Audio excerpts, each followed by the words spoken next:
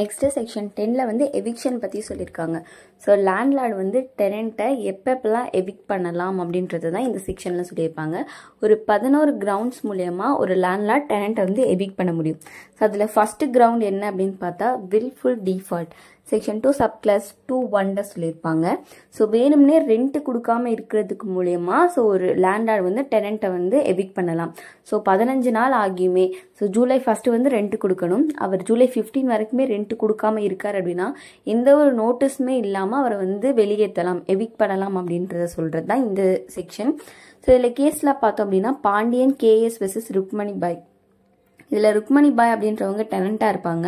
So 15 days கழிச்சுமே அவங்க வந்து rent கொடுக்கல அப்படின்றதுக்காண்டி எந்த ஒரு நோட்டீஸுமே அனுப்பாமல் அவரை வந்து வெளியே போக சொல்லுவாங்க.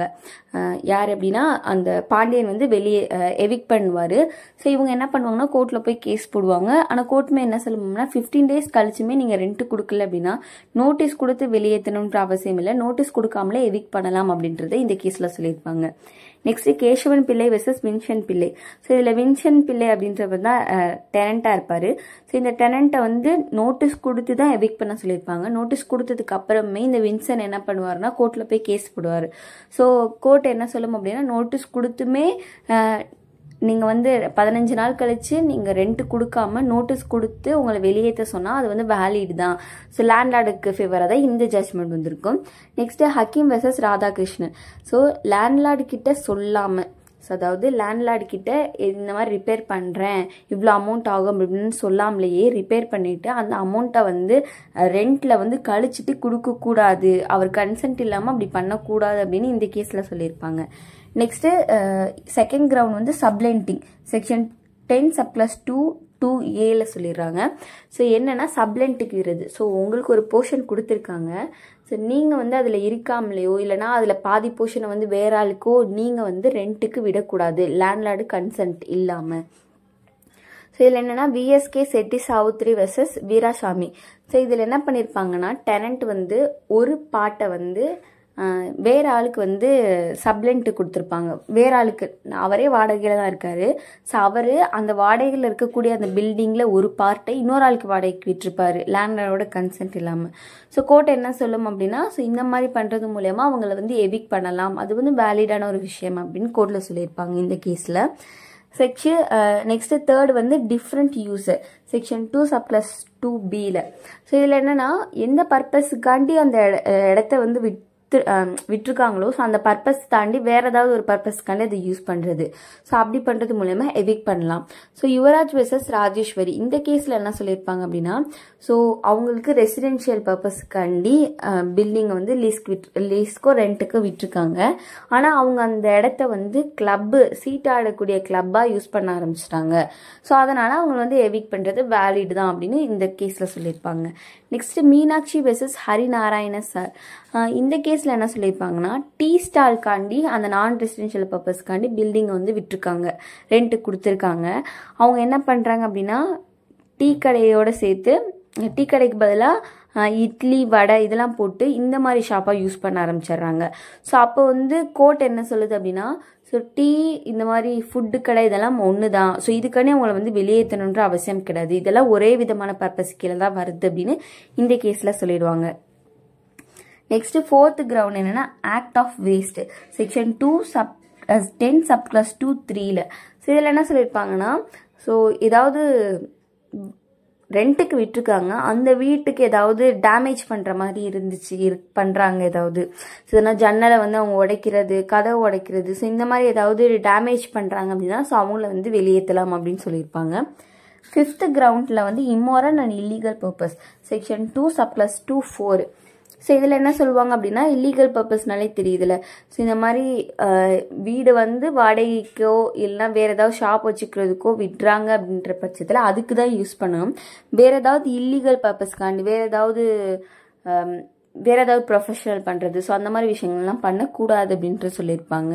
இந்த ரத்தினம் நாயக்கன் வெர்சஸ் மணி நாயக்கம். ஸோ இந்த கேஸில் என்ன சொல்கிறாங்க அப்படின்னா ஸோ வீடு வந்து வாடகைக்காண்டி வாடகை ரெசிடென்ஷியல் பர்பஸ்க்காண்டி விட்டுருக்காங்க. ஸோ இவங்க வந்து அதை சூதாட்டம் பண்ணுறது, கேம்லிங் பண்ணுறதுக்காண்டி யூஸ் பண்ணிடுவாங்க. ஸோ இது வந்து கேம்லிங் அப்படின்றது இல்லீகல் பர்பஸ் இல்லைங்க. ஸோ அதனால் அவங்கள வந்து வெளியேற்றலாம் அப்படின்னு கோர்ட்டில் இந்த கேஸில் சொல்லிடுறாங்க.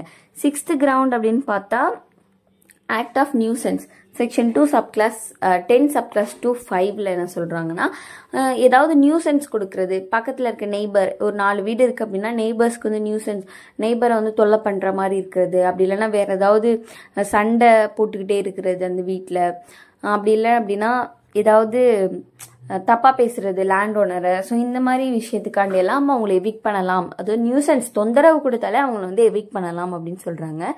தேவ் விஷஸ் சுப்பிரமணிய ஐயர் இந்த கேஸில் என்ன நடந்திருக்கும் அப்படின்னா, டெனன்ட் வந்து லேண்ட்லார்டை வந்து பேட் வேர்ட்ஸால் திட்டிருப்பாரு. ஸோ அதனால் இதுவும் ஒரு விதமான கிரவுண்ட் தான் எவிக்ட் பண்ணுறதுக்கு, நியூசன்ஸ் கீழே இதுவும் வரும் அப்படின்னு சொல்லி அவங்கள வந்து எவிக்ட் பண்ணியிருப்பாங்க. நெக்ஸ்ட் கிரவுண்ட் வந்து நான் occupation of building section 2 subclass 2(6). So அதாவது ரெண்ட்டுக்கு கொடுத்துருக்காங்க வீடை, அங்கே ரெண்ட்டுக்கு அது தங்காமலே இருக்காரு, அந்த ரெண்ட்டுக்கு வீடை கொடுத்துட்டு அந்த வீட்டிலே அவர் இல்லை அப்படின்ற பட்சத்தில் அவரை வந்து வெளியேற்றலாம். ஆனால் இதில் வந்து 2 விதமான எக்ஸப்ஷன் சொல்கிறாங்க. ஃபர்ஸ்ட் என்ன அப்படின்னா, அவருக்கு வந்து எதனா ஆக்சிடென்ட் ஆனதுக்கு அப்புறமா அந்த ஹாஸ்பிட்டல்லே இருக்கக்கூடிய சிச்சுவேஷன் இருந்துச்சு அப்படின்னா அப்போ வந்து அவரை எவிக்ட் பண்ணணும் அப்படின்ற அவசியம் கிடையாது. நெக்ஸ்ட்டு அவர் வந்து இல்லை அப்படின்னாலும் அவர் திங்ஸ் எல்லாம் வீட்டில் இருக்குது, கரெக்டாக ரெண்ட்டை பே பண்ணிடுறாரு அப்படின்ற பட்சத்தில் அவர் வந்து வெளியேற்றணுன்ற அவசியம் கிடையாது. ஆனால் இந்த வெளியேற்றுறாங்க அப்படின்னா அவங்க குறைஞ்சது 4 மாதமாவது அந்த வீட்டில் வந்து இல்லாமல் இருந்திருக்கணும். கேஸ் 2 மாதம் இல்லை, அவர் வந்து ஊருக்கு போயிட்டு வரதுக்காண்டி 2 மாதம் இல்லாமல் இருக்கார் அப்படின்ற பட்சத்தில் அவரை வந்து வெளியேற்ற முடியாது. அட்லீஸ்ட் 4 மாதமாவது அவர் அந்த வீட்டில் வந்து இல்லாமல் இருந்திருக்கணும். ஆனால் இந்த 2 ரீசன்காண்டி வெளியேற்ற முடியாது. அவர் திங்ஸ் இருந்திருக்கு அப்படின்னா அப்போ வந்து வெளியேற்ற முடியாது, அவர் ப்ராப்பராக தான் ரெண்ட் எல்லாம் கொடுத்துக்கிட்டு வராரு அப்படின்னா. நெக்ஸ்ட் இன்கேஸ் அவருக்கு எதனா ஆக்சிடென்ட் ஆயிருக்கு, ஹாஸ்பிட்டலில் இருக்கார் அப்படின்ற பட்சத்தில் அவர் வெளியேற்ற முடியாது அப்படின்றது சொல்லியிருக்காங்க.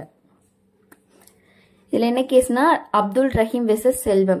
ஸோ இந்த கேஸில் என்ன சொல்கிறாங்கன்னா, அவர் வந்து வீட்டில் எல்லா திங்ஸையும் வச்சுட்டு தான் இருக்காரு. ஸோ அது மூலயமா பார்த்தோம் அப்படின்னா அவரை வந்து வெளியேற்றுங்க எவிக்ட் பண்ணன்னு சொல்ல முடியாது. ஏன்னா திங்ஸ் எல்லாம் வீட்டில் தான் இருக்குது. ஸோ அப்போ வந்து அவர் வந்து அந்த வீட்டிலே இல்லை அப்படின்னு நம்மளால சொல்ல முடியாது. திங்ஸ் இருக்குது அப்படின்னா அவரும் இருக்கார் அப்படின்னு தான் அர்த்தம் அப்படின்னு இந்த கேஸில் சொல்லிடுறாங்க. நெக்ஸ்ட் கிரவுண்ட் என்னென்னா denial of title section 10 subclause 2(7). So லேண்ட்லார்டோட டைட்டிலே இல்லை, இது லேண்ட்லார்ட் வீடு கிடையாது, ஏன் வீடு அப்படின்னு சொல்லிட்டாங்க அப்படின்னாலே அவங்கள வந்து லேண்ட்லார்ட் வந்து எவிக்ட் பண்ணலாம் அப்படின்றத இதில் சொல்லியிருப்பாங்க. நெக்ஸ்ட் கிரவுண்ட் என்னென்னா பர்சனல் ஆக்குபேஷன் செக்ஷன் 10 சப்கிளாஸ் 3(a)ல வந்து ஏதாவது ஒரு பர்சனல் பர்பஸுக்காண்டி வீடு தேவைப்படுது, ஏதாவது பிஸ்னஸ் ஸ்டார்ட் பண்ணணும். ஸோ லேண்ட்லார்டு வந்து ஆல்ரெடி வேறு வீட்டில் இருக்காரு. ஸோ இப்போ அவங்க யாரோ ரெண்ட்டுக்கு விட்டுருக்கக்கூடிய வீடு வந்து இப்போ அவரோட பர்சனல் விஷயத்துக்காண்டி தேவைப்படுது. ஸோ பிஸ்னஸ் ஸ்டார்ட் பண்ணுறதோ ஸோ இந்த மாதிரி விஷயத்துக்கு எதுனா தேவைப்படுது அப்படின்ற பட்சத்தில் ஸோ அவங்கள வந்து எவிக்ட் பண்ண சொல்ல முடியும் அப்படின்னு இந்த செக்ஷனில் சொல்லியிருப்பாங்க. செல்லம்மாள் கேஸு அப்புறம் Balammal versus major general. So இந்த ரெண்டுலேயுமே ஒரே ஃபேக்ட் தான். என்ன சொல்லியிருப்பாங்கன்னா, ஸோ வாடகைக்கு விட்டவர் அதாவது லேண்ட்லார்டுக்கு வந்து எதனா பர்சனல் யூஸ்காண்டி பில்டிங் தேவைப்படுது அப்படின்ற பட்சத்தில் அவர் வந்து எவிக்ட் பண்ணலாம் அப்படின்னு இந்த கேஸ் 2 கேஸ்லையும் சொல்லியிருப்பாங்க. நெக்ஸ்ட் கிரவுண்ட் என்ன அப்படின்னா additional accommodation section 10 subclause 3(c). So இதுலனா அடிஷ்னலாக அவருக்கு தேவைப்படுது. ஸோ ஆல்ரெடி ஒரு வீட்டில் இருக்காரு, ஸோ இன்னும் குடியிருக்கிறதுக்காண்டி வீடு தேவைப்படுது. எக்ஸாம்பிளுக்கு பார்த்தோம் அப்படின்னா அவருக்கு பையன் இருக்காரு, இப்போ பையனுக்கு மேரேஜ் ஆகுது அப்படின்ற பட்சத்தில் ஸோ மேரேஜ் அவங்க 2 பேரையும் மேலே தங்க வைக்கிறாங்க, அதனால மேலே இருக்கக்கூடியவங்க வந்து எவிக்ட் பண்ணுறாங்க அப்படின்ற பட்சத்தில் எவிக்ட் பண்ண முடியும். ஸோ ஒரு அடிஷ்னல் அக்கமடேஷனுக்காண்டி ரெண்ட்டுக்கு இருக்கிறவங்கள வந்து லேண்ட் ஓனர் வந்து எவிக்ட் பண்ணலாம் அப்படின்றது இதில் சொல்லியிருப்பாங்க. நெக்ஸ்ட் கிரவுண்ட் வந்து நெக்ஸ்ட் வந்து டிமாலைசேஷன், அதாவது டிமாலிஷ் பண்ணுறாங்க அந்த வீட்டை, அதாவது வீட்டையே ஃபுல்லாக இடிக்கிறாங்க அப்படின்ற பட்சத்தில் அவங்கள வந்து வெளியேற்ற சொல்ல முடியும். ஸோ செக்ஷன் 14 சப்கிளாஸ் 1(a)ல வந்து இதை சொல்லியிருப்பாங்க. ஸோ வீடை வந்து இடிக்க போகிறாங்க, ஸோ இந்த வீடு வேணாம்னு நினைக்கிறாங்க போல, இல்லைன்னா புதுசாக கன்ஸ்ட்ரக்ஷன் பண்ண போகிறாங்க அப்படின்னு அவங்க நினைக்கிறாங்க அப்படின்னா ஸோ லேண்ட்லார்ட் வந்து டெனண்ட்டை வந்து எவிக்ட் பண்ணலாம் அப்படின்னு சொல்லியிருப்பாங்க. நெக்ஸ்ட் கிரவுண்ட் என்ன அப்படின்னா ரீகன்ஸ்ட்ரக்ஷன். ஸோ வீடை வந்து ரிப்பேர் பண்ண போகிறாங்க ஃபுல்லாக அப்படின்ற பட்சத்தில் அவங்கள வந்து எவிக்ட் பண்ணலாம் அப்படின்னு சொல்லியிருப்பாங்க. அது செக்ஷன் 14 சப்கிளாஸ் 1(b)ல சொல்கிறாங்க. இதில் வந்து என்ன கேஸ்னா அசோக்ராஜ் கந்தசாமி வெர்சஸ் திரு வெங்கடசாமி. ஸோ இந்த கேஸில் வீடை வந்து ரிப்பேர் பண்ணணும் அப்படின்றதுக்காண்டி எவிக்ட் பண்ணிக்கலாம் அப்படின்னு இந்த கேஸில் சொல்லியிருப்பாங்க.